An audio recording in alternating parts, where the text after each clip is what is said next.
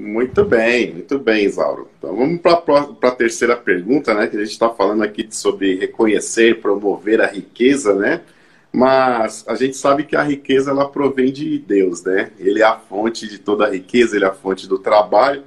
Como reconhecer que no núcleo da matéria existe a vida de Deus? As pessoas colocam a matéria em primeiro lugar, né? Exato. As pessoas acreditam que no mundo o que manda é a matéria. Por exemplo, tem pessoas que falam assim, mas se eu tiver dinheiro, eu consigo tudo. Se eu tiver bens materiais, eu consigo tudo. Se o meu corpo é isso, é aquilo. Então veja, quando você coloca a matéria em primeiro lugar, você está, vamos dizer assim, blasfemando contra a verdade. É importante saber que lá no núcleo da matéria, por trás da matéria, existe a vida. Existe Deus lá. Porque se não existisse, lá no núcleo da matéria Deus, a matéria não existiria. Então existe uma inteligência no que cria a matéria. Veja, se você pegar a parede da sua casa e colocar um binóculo de muito alcance, você consegue enxergar do outro lado. Quer ver uma outra coisa absurda? Se você chegar num estágio de expansão da consciência o suficiente para estar 100% alinhado com o universo, você ultrapassa a parede de um lado para outro. Só que para isso acontecer, você precisa aceitar essa verdade. Não basta conhecer essa verdade intelectualmente. Porque dentro da matéria existe a vida. A matéria, ela é na verdade um aglomerado de elétrons e prótons que se juntam e núcleo de matéria e um monte de outras substâncias que faz a junção de algo que fica mole ou duro depois de um tempo. É assim que funciona. Então existe uma energia que vai juntando as partículas e depois de um tempo vira sólido. Mas na verdade, se você decompor a matéria, ela desaparece. Vai sobrar o nada. E o que é o nada? O nada é a verdade. O nada é a vida. Por exemplo, quando a vida sai do corpo, o corpo morre. E aí ele vira pó de novo, não é assim? Sim. Porque o corpo é apenas uma vestimenta do espírito. Em algum momento vai desaparecer o corpo. Mas a vida que se aloja dentro do corpo é permanente, é para a vida inteira. Aí está o segredo. E é por esta razão que eu não posso olhar para a matéria como foco principal. Tudo que está na nossa volta são bens materiais. A natureza ali, se você pegar a casa, o relógio que você usa, o sapato, a roupa, o corpo, tudo isso é matéria. Só que nós temos que pensar e aceitar que quem manda em tudo isso é a vida que está dentro de nós. É a nossa mente, é o nosso conhecimento, é o nosso raciocínio. E é isso que vai fazer a diferença. Quando você inverter a situação, aí você vive na matéria. E aí sabe qual que é a consequência disso? A consequência é doença, a consequência é desarmonia, a consequência é pobreza, a consequência é tristeza, é depressão, é quebrar a perna, é problema de coração, é um monte de coisa. Quando você volta a sua vida para a verdade que está por trás da matéria, que é a vida, aí você está focado naquilo que tem existência verdadeira. A partir de então, o que vai acontecer? Você terá felicidade, a consequência, você terá felicidade, você terá dinheiro, você terá um bom relacionamento, você vai ter harmonia familiar, você vai ter a esposa que você gostaria de ter. Muitas pessoas, acham que o capim do vizinho é melhor, né? É, verdade. O cara tá casado, e aí ele olha aquela mulher maravilhosa passando na rua e fala assim, bem que a minha mulher poderia ser essa. Ele está vendo o quê? A aparência.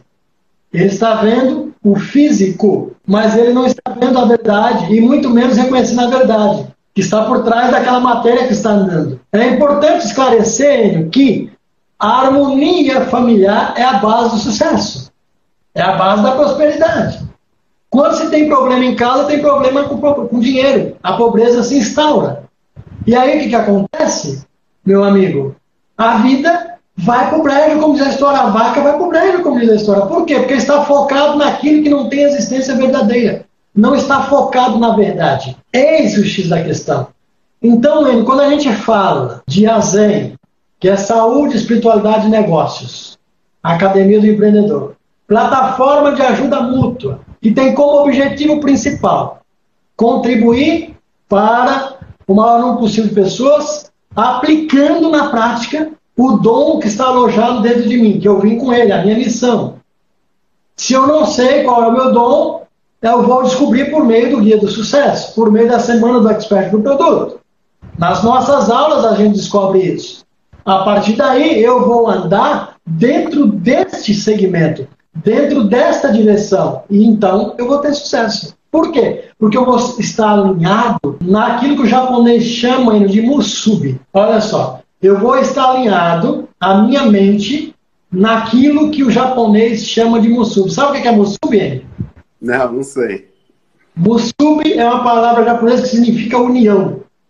Significa o amor entre todos os povos. Significa o amor em tudo que existe na natureza.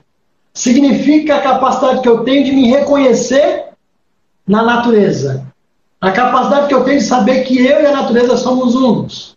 A capacidade de reconhecer, por exemplo, que a beija-flor, ela beija a flor aqui e ela carrega o pólen e vai lá, fazendo que outras flores também tenham a condição de criar e prosperar, porque ela levou o pólen de uma para outra, assim como faz a abelha. Isto é o amor, é o ciclo do amor da natureza. E é isso que significa a palavra musubi, a união entre os povos, a união entre as pessoas.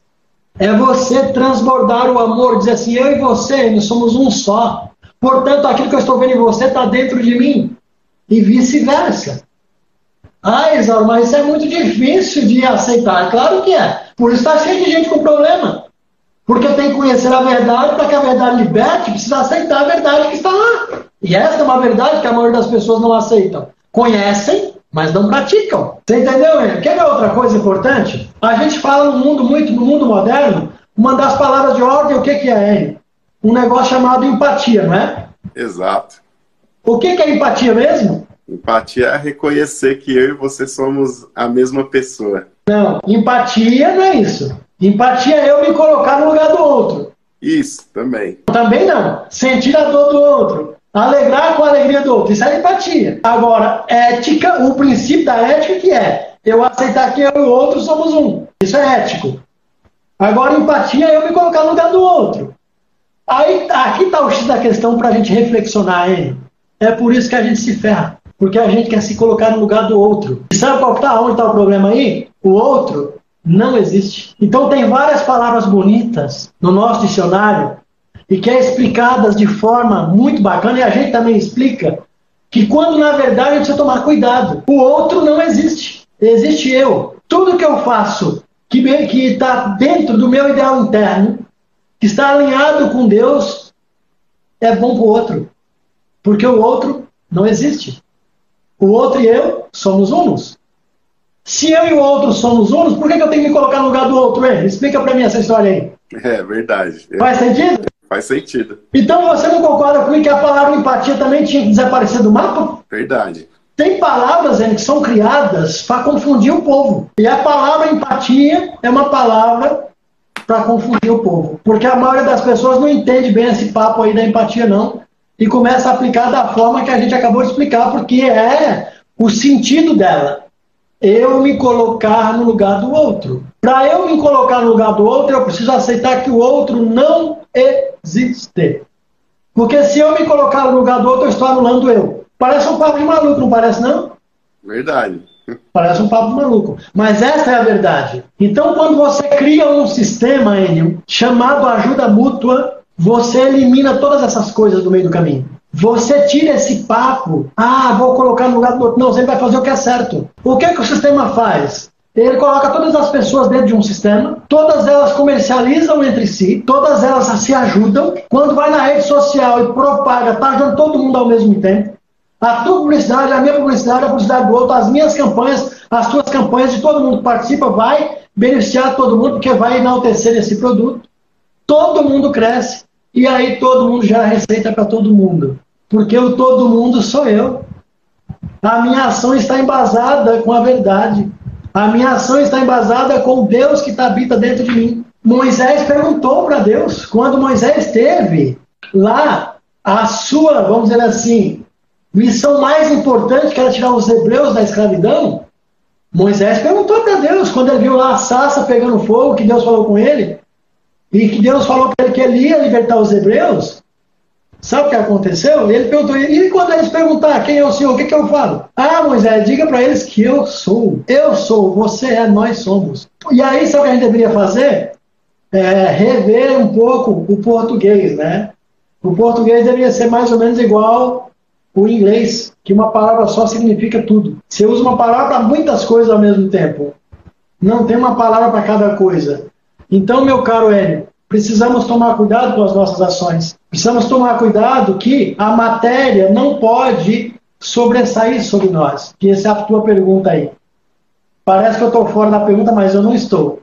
Então, a matéria, dentro dela, por trás dela, existe a vida.